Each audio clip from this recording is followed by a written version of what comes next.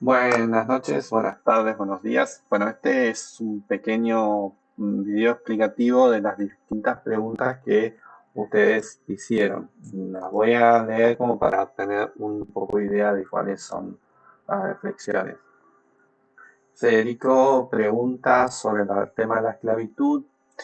Juan Ignacio pregunta sobre cómo afectó el proceso evolucionario a Entre Ríos y la importancia de la provincia.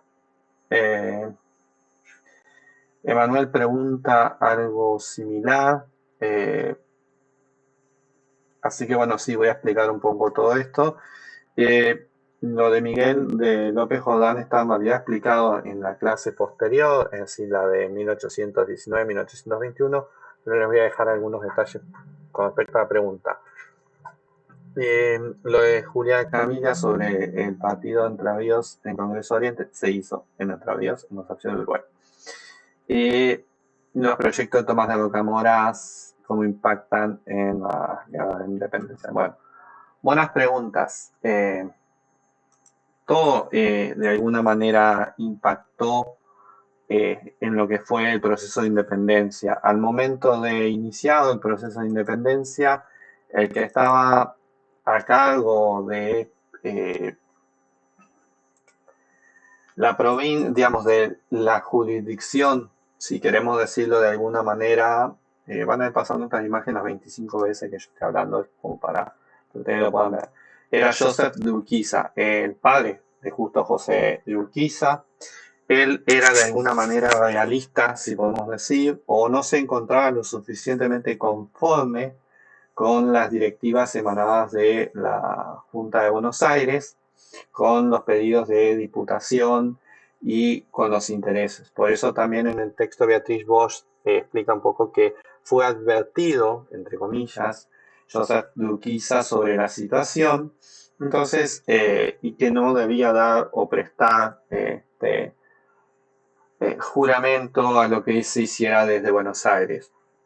Eso que nosotros vemos en la historiografía nacional argentina de que las ciudades vuelven a adquirir la autonomía una vez que Fernando VII es apresado, bueno, que se reconoce oficialmente su apresamiento, implica que estas ciudades y la autonomía vuelve a las ciudades, que son las que van a llevar diputados a las distintas asambleas. Esto fue general en América y en España. Para esto hay que ver toda la situación de Entre Ríos dentro del proceso de lo que fue la historiografía nacional, ¿no? Y latinoamericana, y hasta también los procesos que se dieron en España con respecto a, por un lado, la defensa de la soberanía española contra el rey José Bonaparte I, que lo apodaban Pepe Botella, eh, que no era tan botella, pero bueno, así era apodado. Esto es interesante a veces analizar cuando se lee la historia de la independencia de México, aparece mencionado José Bonaparte, su exilio y bueno, hay un montón de cosas, es decir, dependiendo de la biografía, eh, uno va a encontrar mayores detalles con respecto a las cuestiones de las independencias latinoamericanas y también el reconocimiento de las independencias se dieron por distintos motivos. Y ahí voy a entrar un poco en la configuración social y voy a explicar el tema de los esclavos. Los esclavos existían y había una esclavitud, pero ligada un poco más a la cuestión doméstica. Ustedes recuerden que Entre Ríos es una zona de vaquerías, la zona de Buenos Aires también.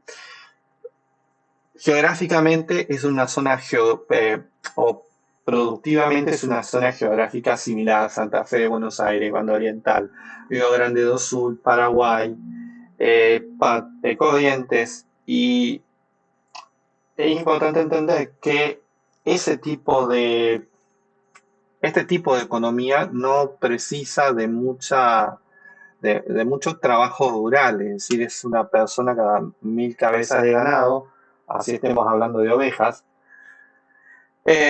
cabras, lo que dio de ganadería en general. Entonces, no se necesitaba mucho trabajo o mano de obra servil, como si se daba en las plantaciones de Palo Brasil y en las plantaciones eh, de azúcar posteriormente o las plantaciones algodoneras en el sur de Norteamérica. También hay que ver que las famosas libertades a los esclavos, tanto en los estados brasileños, que son de 1898, como la de la que se produce con la guerra de secesión en 1860, sí, 1862, en Estados Unidos, que se conforman dos estados, por eso secesión, los confederados y el estado del norte, eh, y con un gobierno central todavía existente, en la figura de Abraham Lincoln. ¿Por qué me voy tan lejos? Porque digamos, la libertad de los esclavos no implicó una mejora social, precisamente. Por el otro lado, la esclavitud que existía en lo que hoy es Argentina y en lo que configuró el Virreinato del Río de la Plata a partir de 1776 y anteriormente pertenecientes al Virreinato del Perú, era una esclavitud de servicio doméstico. Y un esclavo era caro. Y en lo que hoy son los territorios de Argentina o de toda la orbe que conformaba imperio, el Virreinato del Río de la Plata, no era una zona rica. No tenía metales preciosos, no tenía un puerto importante.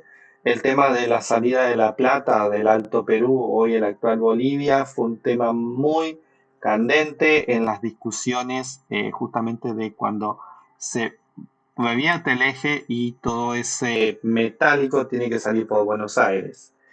El puerto de Buenos Aires tendría que haber sido según la estadística y por eso se producen las invasiones inglesas, que son las aventuras de Hoffman y Beresford, digamos, cuando ellos se enteran en lo que es Sudáfrica, de que el puerto de Buenos Aires era un puerto de barro, con un muelle de palo, si es que se le puede llamar muelle lo que había, y tendría que haber sido un muelle similar al puerto de Cartagena. Entonces ahí estamos, si alguno alguna vez de Cartagena de Indias, ¿no? Si alguna vez ve la fortificación eh, ¿no? de lo que era Cartagena, por el rango de ciudad, Buenos Aires tendría que haber tenido una misma estructura edilicia en la defensa. Ahí en realidad no había nada, ni siquiera una empalizada.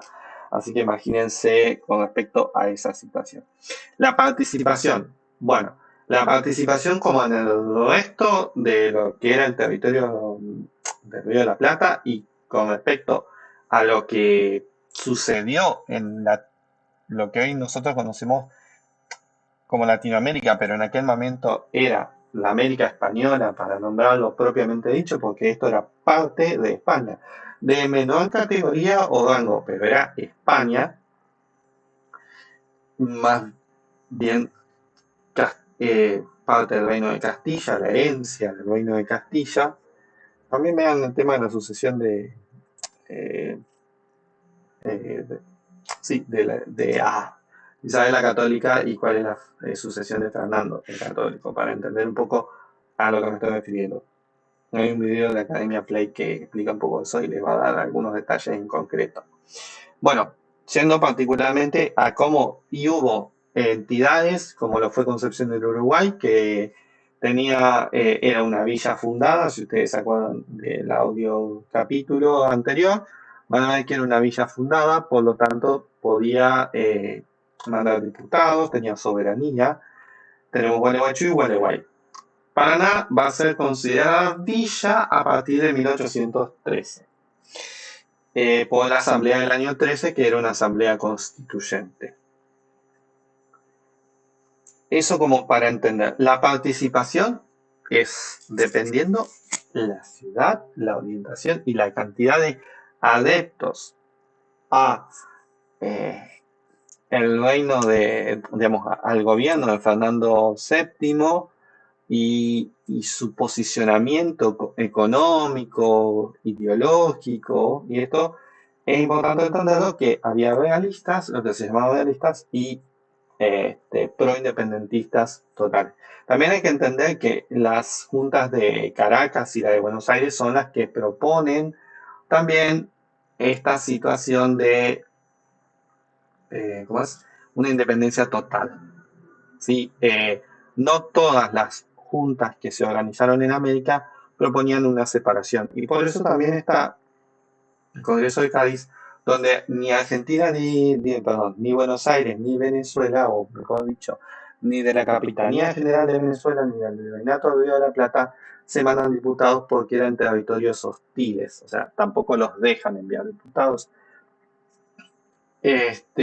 para lo que se va después a hacer como la Constitución de Cádiz, que justamente se hizo en Cádiz, Congreso donde los diputados americanos, eh, por un lado, algunos llegaron y otros fueron representados eh, de manera no presencial por españoles o americanos residentes en España. ¿Qué pasó con esto? Bueno, y de ahí se desprende todo el proceso de independencias posterior que va a terminar en 1822, con la batalla de Ayacucho. Bueno, esto es importante entenderlo. ¿Por qué? Porque a partir de ese Congreso, la Constitución de Cádiz, es cuando como les dije, se da la ruptura general de los procesos americanos con respecto a la metrópoli. Porque ni aún en una constitución liberal como lo fue la Constitución de Cádiz, los diputados americanos obtuvieron igualdad jurídica, sino que los diputados españoles seguían sosteniendo que América no eran parte del reino, sino que estaban sujetos a las decisiones políticas del reino. No es una constitución liberal. Para una monarquía parlamentaria, y en América seguíamos siendo ciudadanos de segunda, tercera o cuarta, dependiendo. Entonces se da esta situación y dice, bueno, de nada sirve participar de la Constitución, de la sanción de la Constitución, de los debates, si nosotros no vamos a estar en igualdad o piel de condiciones, no vamos a ser, digamos, Nuevo México no va a estar en la misma categoría, o el Río de la Plata con la misma categoría que Castilla, Aragón, Cataluña. Entonces, bueno, como no se vieron que aún los liberales españoles los consideraban a los americanos segundones, deciden este proceso de separación. Espacialmente, como les reitero, ni los porteños o rioplatenses, todavía no existía el vocabulario rioplatense, pero para entendernos, ni los venezolanos fueron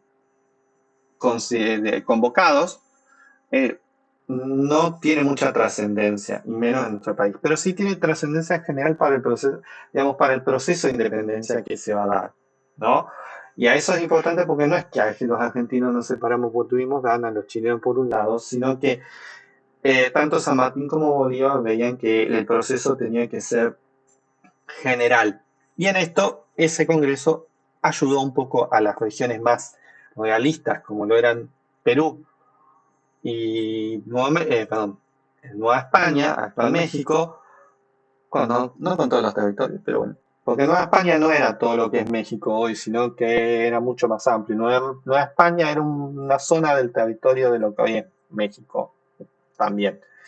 Pero bueno, entonces, eso genera que esos lugares que eran más ligados a España, que tenían títulos nobiliarios, marquesados, y habían obtenido ciertas ventajas, obviamente por el tipo de explotación comercial que tenían, minera, eh, dicen, bueno, nosotros no queremos seguir siendo segundo, y ahí es cuando se inician los grandes procesos de independencia, que bueno, el caso más patente de esta situación es el plan de Iguala. Entonces, y el ejército trigarante y bueno, y la alianza entre los sectores eh, españoles idealistas y bueno, también la rebelión liberal del trienio liberal en 1820 en España que hace que Fernando VII no mande decida resolver la situación de inestabilidad política y social interna y no mande tropas americanas a conquistar los territorios. Es decir, que es un proceso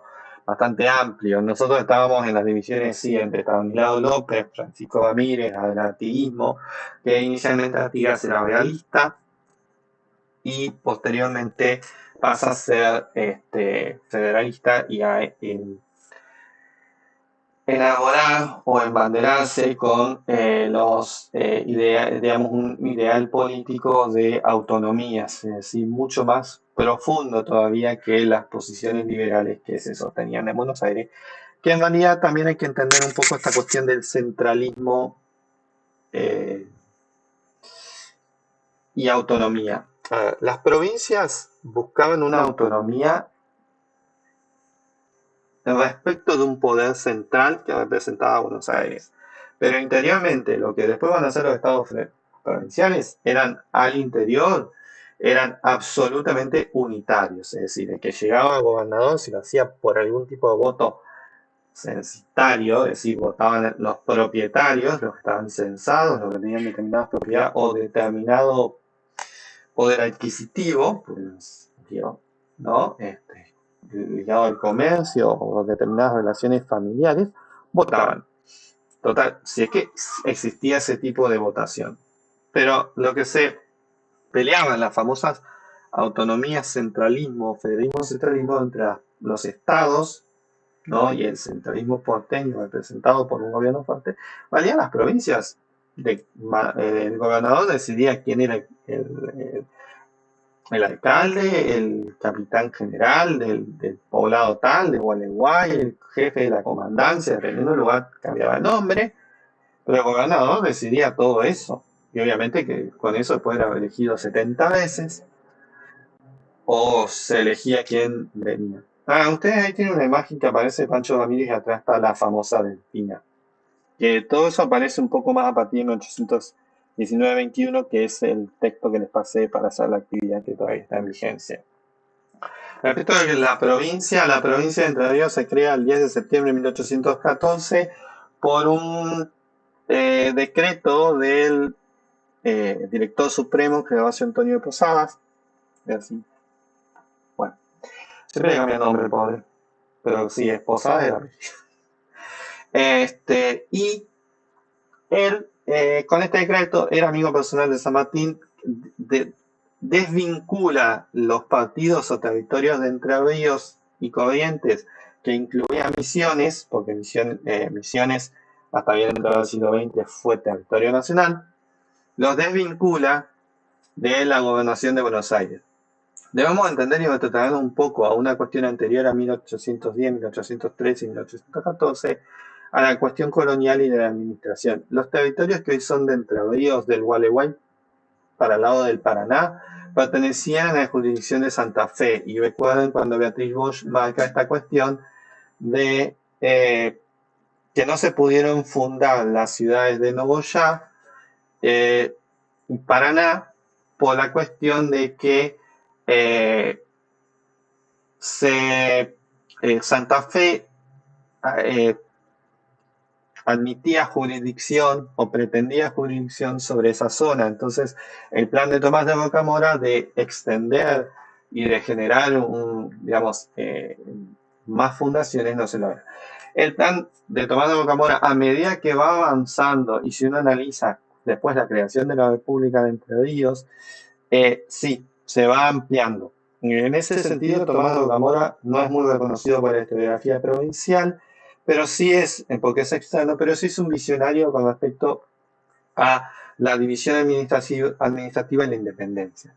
Y respecto de eso, a partir de 1814, como Paraná recién tiene el decreto de fundación por la Asamblea del año 13, en 1813, y en 1814 se crea, por decreto de Posadas, la provincia de Entre Ríos y la provincia de Corrientes, y ahí se define su capital.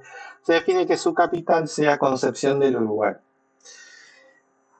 Hay un trasfondo que aparentemente Gualeguay había sido pensada, no hay una documentación certera, pero sí hay una información, digamos, fue concreta durante mucho tiempo la gobernación o el gobierno de lo que era la provincia de Entre Ríos estuvieron en Concepción del Uruguay hasta 1800, después de 1821-22, que se traslada a Paraná, la capital, por una cuestión de sublevaciones. Obviamente, Ramírez había sido asesinado y sus partidarios tuvieron que exiliarse. Entre los partidarios que se exilian, y ahí le contesto a Miguel, se exilia Ricardo López Jordán, padre. Ricardo López Jordán nunca traicionó, hasta lo que se sabe, a Ramírez, al contrario, tiene que exiliarse. Las traiciones fueron, y ahí lo tienen ustedes en el texto capítulo 3, fue Ramírez traiciona a Artigas, lo deja solo y lo vence, y a su vez después Ramírez es traicionado por Estanislao López, que hay que entender, bueno, buscamos un mapa de lo que era la provincia de Santa Fe, era bastante acotado sus territorios porque tenía mucha frontera con las naciones de pueblos originarios, diríamos así. Bueno, con los pueblos indios le decían. Bueno, con las zonas de los distintos pueblos originarios que habitaban lo que es Chaco. Mocoví, Tobas, y después hacia el siglo XIX van a ir la expansión de la frontera, porque también la campaña del desierto fue hacia el sur y hacia el norte. Se practicaron sistemas similares. Si alguien quiere informarse un poco más sobre la situación de aculturación, entre comillas, de los pueblos originarios en la zona de Formosa y Chaco y Santa Fe, les recomiendo leer el informe de Violet Macé, que fue preparado para el ministro del Interior, del municipio, para el ministro Joaquín B. González, que fue ministro de Julio Argentino Oca en el siglo XX, al inicio de la segunda presidencia, y que fue el que preparó el Código de Trabajo que después, 1900 y algo, que después Perón va a aplicar en 1947. Entonces, pequeños detallecitos chicos, pero importantes. ¿Por qué? Porque estos detallecitos de alguna manera nos ayudan a entender cómo se fueron configurando los físicos a mitad del siglo XX y principios, pero para entender un poco que esto es más dinámico de lo que nosotros queremos. Estábamos, bueno, con la cuestión de las traiciones y todo eso. ¿Y por qué la imagen de la delfina junto a Ramírez? Porque justamente a ella es a quien la capturan, porque como era mujer, cabalgaba más lento, entre comillas, y como ella, la delfina era la mujer y Norberta Carmento la prometida. Cuestión muy puntual de la época. La atrapan a la delfina, quien la acompañaba en sus campañas militares a Ramírez, y él, para ir a rescatarla, es ahí donde es apresado, bueno, asesinado, y hoy hay un proyecto de investigación que está buscando la cabeza de Ramírez. No sé con qué cuestión sanguínea lo van a... quiénes son directamente los descendientes, porque los descendientes de los Ramírez son... No tuvo descendencia directa, que sepamos, sí tuvo descendencia indirecta a través de la familia López Jordán. En tanto, no hay una traición de López Jordán, Ricardo López Jordán padre, sino que tiene que exiliarse junto con Cipriano Urquiza y otros tantos partidarios de Ramírez y de su política y del federalismo. Y vuelvo a un que estaba sobre la explicación de Santa Fe. La provincia de Santa Fe es muy pequeña, la provincia más pobre de Entre Ríos, y don Juan Manuel de Rosa, junto con otros gobernadores, durante mucho tiempo van a asistir con mucho ganado. Hoy le llamaríamos que el Estado Nacional manda dinero. Tiene un nombre específico, no me acuerdo en este momento. Remesas a las cajas provinciales. Eso es lo que se hacía desde Buenos Aires. Precisamente los distintos gobernadores, don Juan Manuel, mandaba una buena cantidad de ganado para ayudar a las finanzas de la provincia de Santa Fe. También como para entender este juego de traiciones y de relaciones políticas. Estanislao López también era muy federal. Él en 1822, 1822, crea la primera constitución provincial y es una constitución federal, pero ultra distinta a las del 19 y a las del 21. También en este periodo después va a venir lo que es la guerra con el Brasil y posteriormente a Bamire va a venir lo que es, en Entre Ríos se llamó la anarquía un poco, no solo la anarquía de las provincias, sino que los estados provinciales este, se separan y ya no hay una unión, sino que hay justamente cada estado se generan estados independientes, es complejo, y que va a haber pactos, y que el pacto federal es el que de alguna manera entre las cuatro provincias organiza un poco la estructura política hasta el advenimiento de Rosas.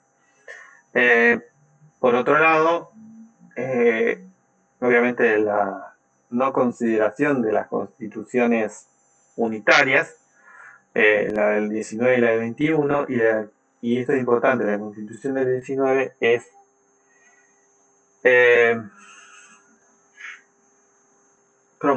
propuesta por los diputados del 16, por los mismos diputados del Congreso de Tucumán que firmaron la Declaración de Independencia y que le hacen la declaración propiamente dicha y que tuvieron un buen tiempo debatiendo en San Miguel de Tucumán y bueno, después se trasladan a Buenos Aires y ahí comienzan las sesiones del Congreso Constituyente, que le podemos llamar.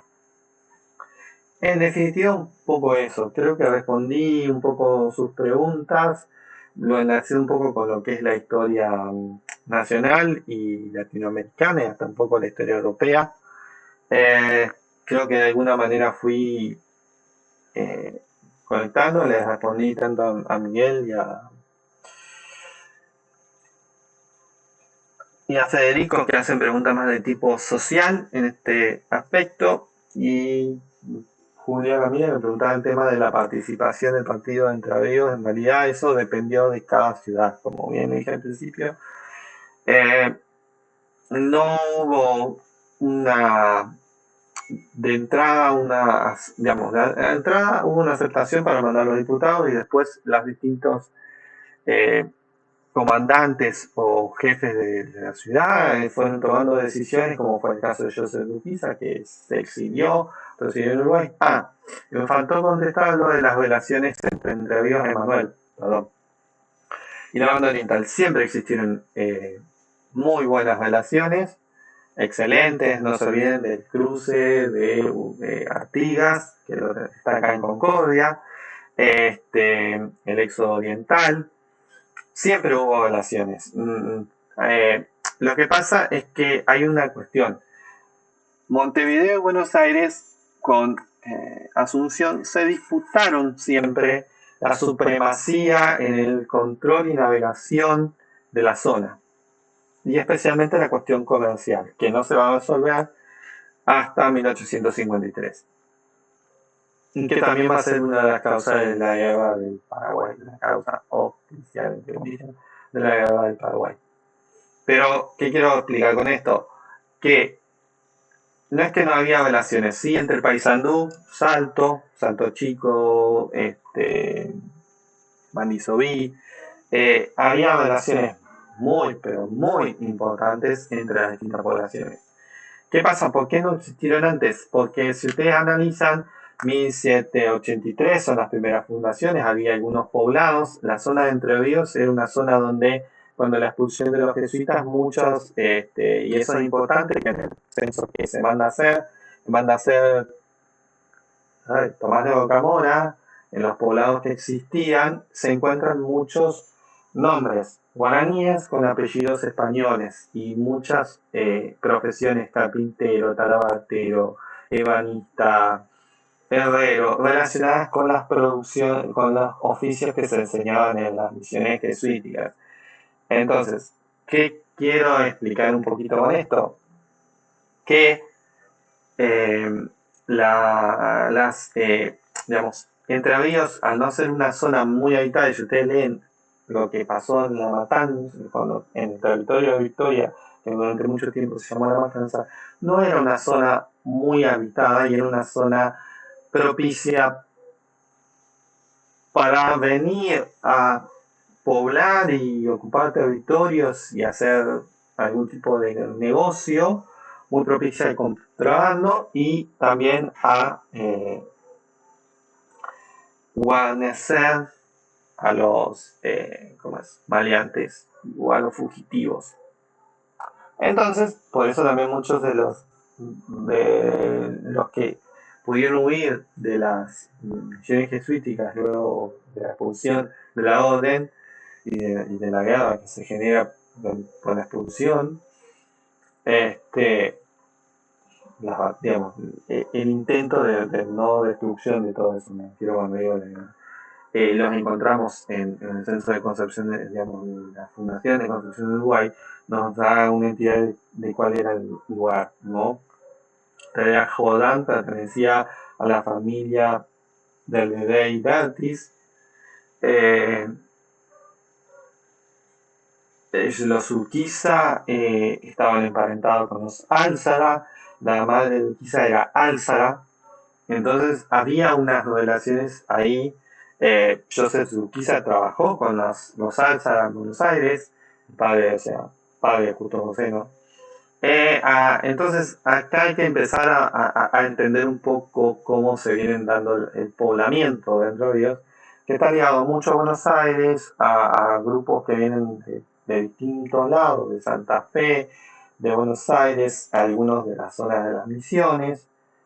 Obviamente había eh, eh, mulatos escapados de los banderantes o de los quilombos, o directamente de la esclavitud precisamente, y tenemos esta cuestión de que no hay, eh, hasta que no se hace las fundaciones, como que es un territorio que está, pero como está rodeado por los ríos y es de difícil acceso, no hay territorio que lo una. Obviamente no se construían puentes de la envergadura que tenemos o que se necesitaban, y la comunicación era fluvial. Entonces, no es que no había relaciones. Lo que pasa es que el momento político hace que las relaciones familiares que existían se entrelacen más o se produzca una ruptura, una disrupción. ¿Por qué? Porque la sociedad colonial estaba muy, pero muy eh, ligada, pero desperdigada, ¿no? A mí siempre me gusta utilizar el ejemplo del obispo de Sanabria y Trejo, que fue obispo de Córdoba, ¿sí? Y que era hijo de un conquistador, Sanabria, y de una princesa india. La hija de un cacique. Es decir, imagínense dónde terminó. Obviamente dejo de lado un montón de cuestiones que necesitan explicación, ¿no? Pero que como para entender cómo estaba, digo, una pariente de los Álzaga se casa con Joseph de Urquiza. Estos están emparentados porque Urquiza era Álzaga, Urquiza y Álzaga, puto José, ¿no? Y bueno, y los parientes que estaban en España y que los reciben y que los ubican en sus negocios, y estos después se van a Córdoba, a los Corrientes, a los territorios de Entre Ríos. Entonces, estas cuestiones que, como les explico, era una sociedad ramificada, ¿no? Y lo político hizo que, por un lado, las familias se enfrentaran porque había realistas, había gente que el comercio con España le convenía más y otros menos, que la oportunidad del comercio inglés, o lo que se abría del libre comercio, era mucho más interesante eh, desde el crecimiento, del desarrollo personal familiar, que lo que le ofrecía España. Entonces, comprendiendo un poco esta situación, también la necesidad de contar con apoyos políticos, porque como Montevideo y Buenos Aires en un momento estuvieron enfrentadas políticamente, y se autoproclama virrey en Montevideo, Y bueno, después están las revueltas realistas me salió gratis, pero no, Cisneros, de la defensa de Buenos Aires. Ay, no, bueno, se me trabó el nombre. Eh, Hace una revuelta en Córdoba realista y es ejecutado. Liniers es ejecutado. O sea que fue el que llevó adelante la defensa de la ciudad de Buenos Aires durante las invasiones. Después es ejecutado porque era realista en Córdoba. Entonces tenemos que empezar a analizar un poco eso. Asunción, que decide cerrarse y todo lo que era el territorio, la gobernación del Paraguay, queda ahí en limbo y no acepta una capitulación entre Buenos Aires, porque Manuel Belgrano no fue de buenos términos a decirle: hola amigos, quiero que nos vengan a acompañar. Fue con un ejército y las cartas que se mandaban de Buenos Aires eran: o se someten o nos sometemos. Entonces esas cuestiones es importante comprenderlas y analizarlas para entender cómo de la noche a la mañana aparecen las relaciones. También hay que ver otra cuestión que tiene que ver con lo que pasa con los historiadores. No es la historia que nosotros estamos trabajando de Beatriz Goya, que tiene aspectos sociales y económicos, es una historia meramente política. Por eso también hay cuestiones que van a aparecer en la medida que lo político es trascendente y las relaciones entre los actores sociales se vuelven trascendentes entre ellas. Entonces los territorios parece como que están, ya a partir de ahora están en la misma órbita, en el mismo conjunto de acciones. Y políticas sí, pero es muy probable que en acciones sociales y económicas las relaciones hayan sido muchísimo más profundas o fructíferas. Si no, tampoco podríamos establecer que las relaciones políticas tan carnales que se establecieron entre lo que sería la banda oriental y Entre Ríos y Corrientes y buena parte de Santa Fe y hasta Córdoba no se podrían entender si no hubiera habido algún tipo de relaciones económicas y sociales preexistentes que hicieran que se los reconociera, porque durante mucho tiempo Ramírez funcionó hasta su ascenso político como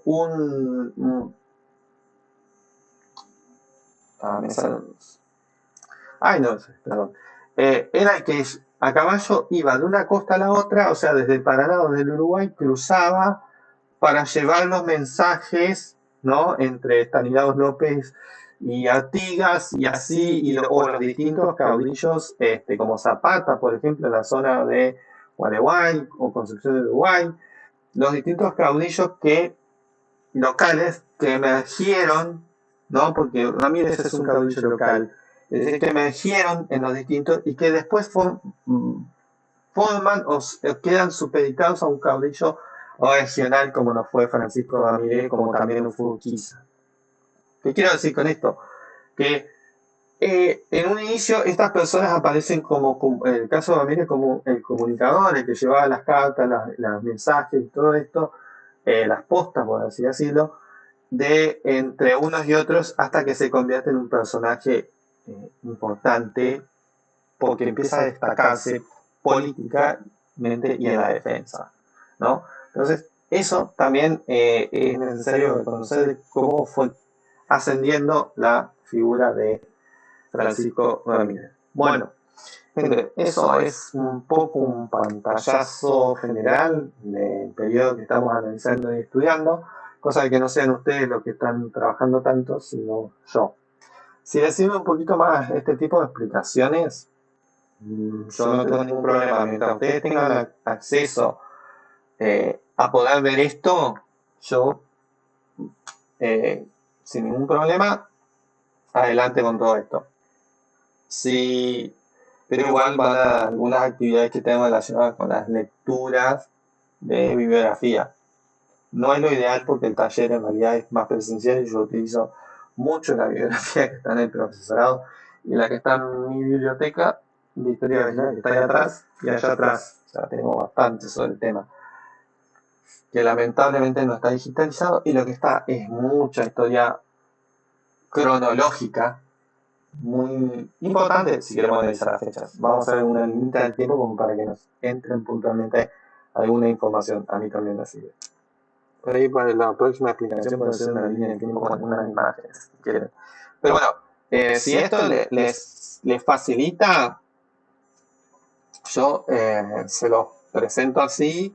Las clases no van a ser, vamos a ir haciendo actividades cada 15 días, ¿sí?